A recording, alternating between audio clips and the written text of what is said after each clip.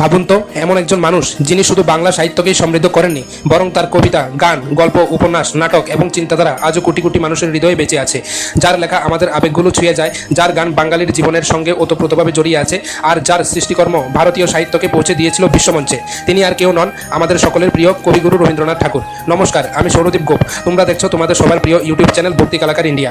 আজকের ভিডিওটি আমাদের প্রত্যেক বাঙালির জন্য অত্যন্ত বিশেষ, কারণ আজ আমরা কথা বলবো এমন একজন মহাপুরুষকে নিয়ে যাকে বাদ দিয়ে বাংলা ভাষা, বাংলা সাহিত্য এবং বাঙালির সংস্কৃতিকে কল্পনা করাই কঠিন।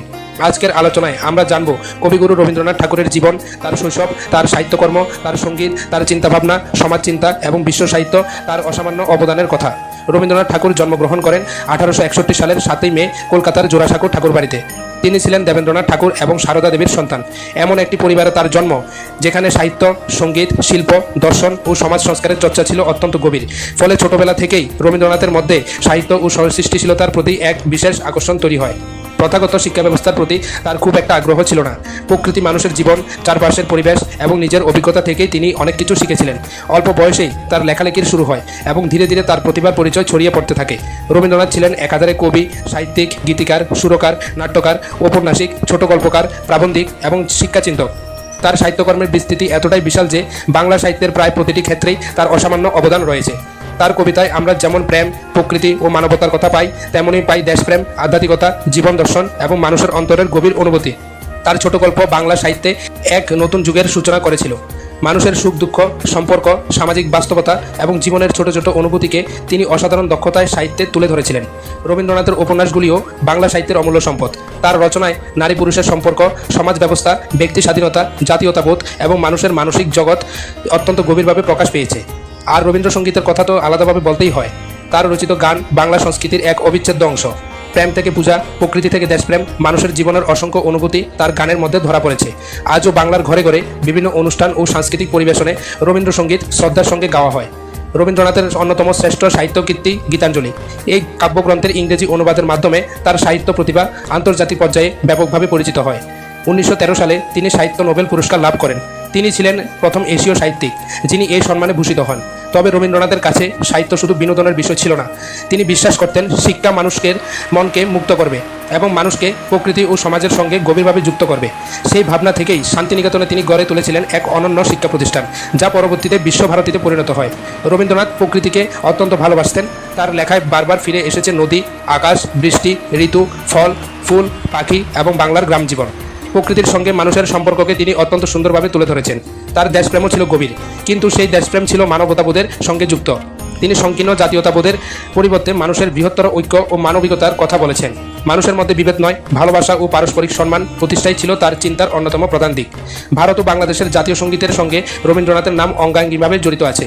ভারতের জাতীয় সঙ্গীত জনগণ মন এবং বাংলাদেশের জাতীয় সঙ্গীত আমার সোনার বাংলা, দুটি তার সৃষ্টির অংশ।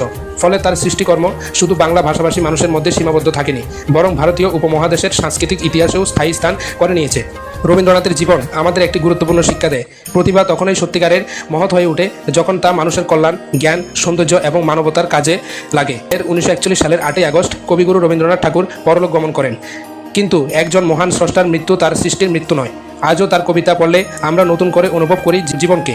তার গান শুনলে আমাদের হৃদয় ভরে ওঠে। তার সাহিত্য পড়লে আমরা নিজেদের সমাজ ও মানুষকে নতুন চোখে দেখতে শিখি। তাই রবীন্দ্রনাথ শুধু একটি নাম নন, তিনি বাংলা ভাষা ও সংস্কৃতির এক বিশাল অধ্যায়। তিনি আমাদের সাহিত্য, সঙ্গীত, চিন্তা ও অনুভূতির সঙ্গে গভীরভাবে মিশে থাকা এক চিরন্তন সৃষ্টিশক্তি। বন্ধুরা, আজকের এই ভিডিওতে কবিগুরু রবীন্দ্রনাথ ঠাকুর সম্পর্কে সংক্ষেপে জানার চেষ্টা করলাম। রবীন্দ্রনাথের বিশাল জীবন ও সৃষ্টিকর্মকে একটি ভিডিওতে সম্পূর্ণভাবে তুলে ধরা সম্ভব নয়। তাই প্রতিটি সৃষ্টি, প্রতিটি চিন্তা এবং প্রতিটি অধ্যায়ের মধ্যেই রয়েছে নতুন করে জানার মতো অসংখ্য বিষয়। ভিডিওটি যদি তোমাদের ভালো লাগে তাহলে অবশ্যই লাইক করবে, বন্ধুদের সঙ্গে শেয়ার করবে এবং ভক্তি কলাকার ইন্ডিয়া চ্যানেলটি সাবস্ক্রাইব করে আমাদের সঙ্গে থাকবে। আর হ্যাঁ, আগামীকাল ঠিক সন্ধ্যা 6টায় আবারও একটি নতুন এবং গুরুত্বপূর্ণ বিষয় নিয়ে, নতুন ভিডিও নিয়ে তোমাদের সামনে হাজির হব। ততক্ষণ পর্যন্ত সবাই ভালো থেকো, সুস্থ থেকো এবং ভক্তি কলাকার ইন্ডিয়ার সঙ্গে যুক্ত থেকো। নমস্কার।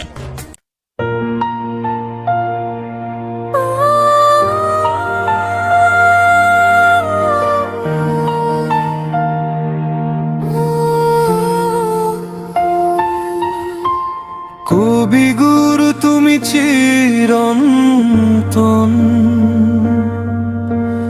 বাংলার প্রাণে তোমার স্পন্দন।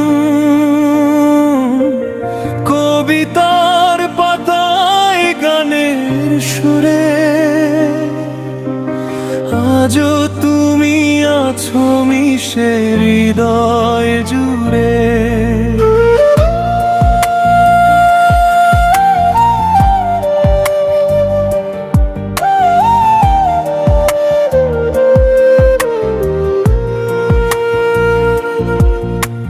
জোড়া সাঁকোর সেই আলো থেকে ছড়িয়ে পড়লে বিশ্ব জুড়ে, শব্দ দিয়ে স্বপ্ন এঁকে মানুষ চিনলে মানুষেরই চোখে। তোমার কলমে ফুটল কথা, প্রকৃতি পেল নতুন ভাষা।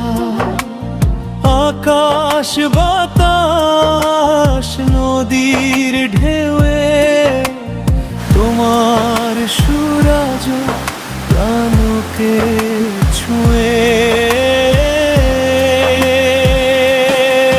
হে কবি গুরু, হে বিশ্বকবি, তোমার আলোয় জাগে নব নব রবি।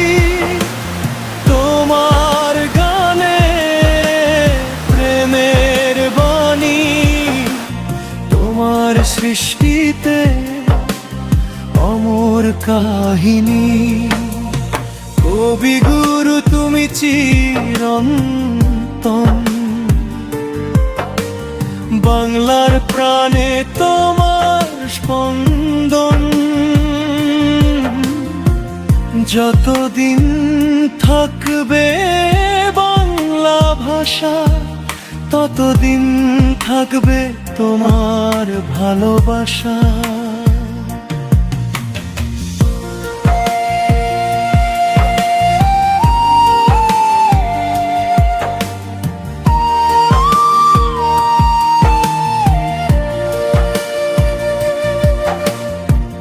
গীতাঞ্জলি পাতার মাঝে জীবন যেন Educadores e pais de alunos. মানুষ প্রেমার মানবতার পথ দেখালে আপন সৃষ্টির আলো।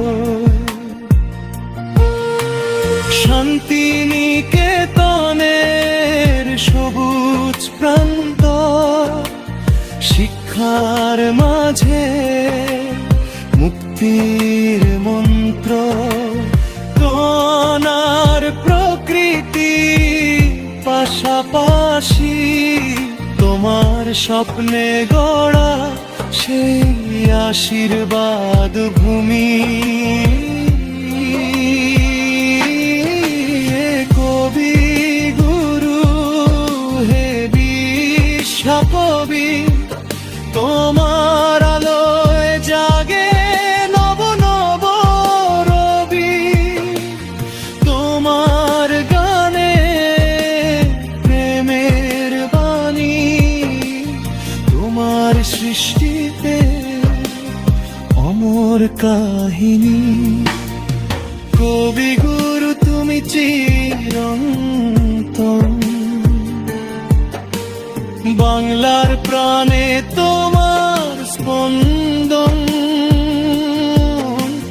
প্রজন্ম পেরিয়ে তোমারই সুর, হৃদয় জুড়ে বাজে মধুর মধুর।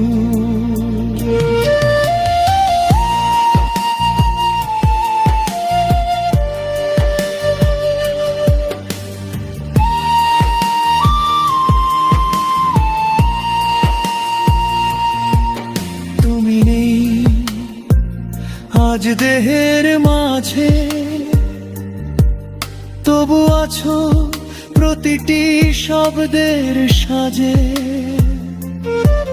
তুমি আছো বাংলার সুরে, তুমি আছো বাংলার মাটির নূরে।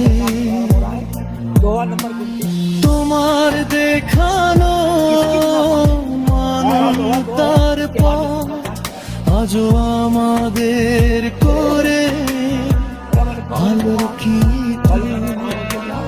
ভালোবাসার সত্যের তরে তোমার বাণী বাজে অন্তরে। কবি গুরু তুমি চিরন্তন বাংলার প্রাণে তোমার স্পন্দন।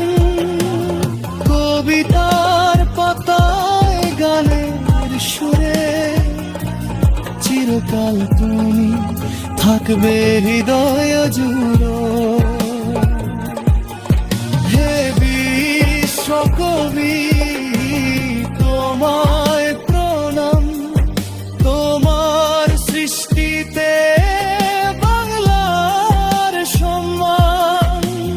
যতদিন পৃথিবীতে থাকবা আমার প্রাণ ততদিন বেঁচে থাকবে তোমার